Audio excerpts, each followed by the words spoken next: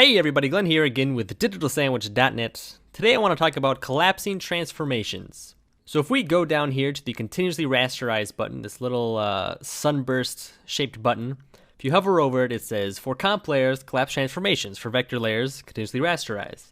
Now continuously rasterize, as you probably know, is something like this where you have a vector file, you scale it up really big, it gets all muddy. You click continuously rasterize and it gets really smooth, like you would expect. Well, what is collapse transformations? Well, let me show you what it can do. So here I have these two shapes. They go from one side of the screen to the other, bouncing off the top and the bottom. So let's say I want to pre-compose these two layers. And you know what? I just want this to be I just want this to be smaller. I want it to fit inside a different comp. So let's scrub through a little bit and you can see right here they go off screen just a little bit.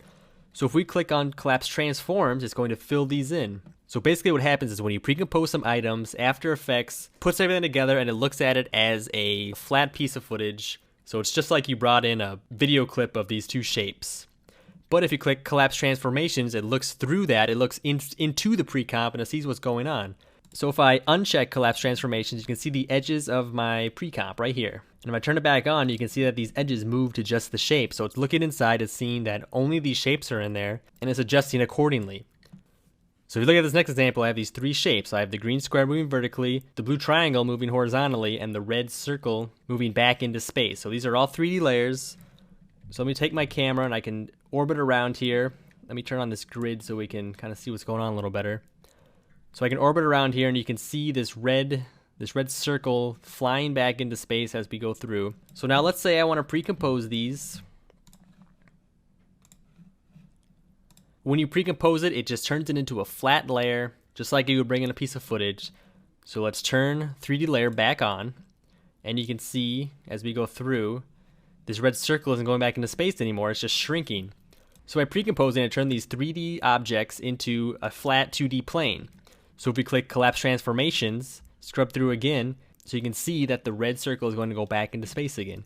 So you can see this bounding box right here around my objects flying back into space. And by doing this, you still have the benefit of it being pre-composed, so you can go in and, like rotate it or something, and as it's rotating, it'll still be moving how you had it in your pre-comp. So in this last demo, there's one more thing I want to show. So collapse transformations can also help you if you're using an effect to reference a layer in your scene.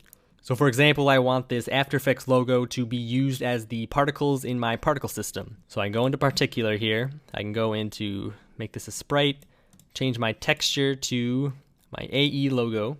So you can see that it populates my particle system with this layer. So you know what if I want to rotate this layer? Now I do know that you can go into particular and rotate these two, but let me just show you what you can do by doing collapse transforms. So I can rotate this and nothing happens. If I click collapse transformations, now I can rotate this.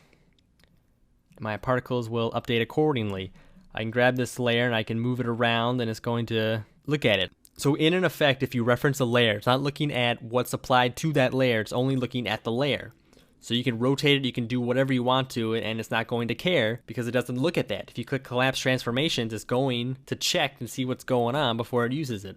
So if you're referencing a layer from an effect and it's just not working quite the way you think it should, click this Collapse Transformations button and it'll tell After Effects to look at what you're doing to the layer before it uses it in the effect. So hopefully from this tutorial you can see some ways you can use Collapse Transformations in the future.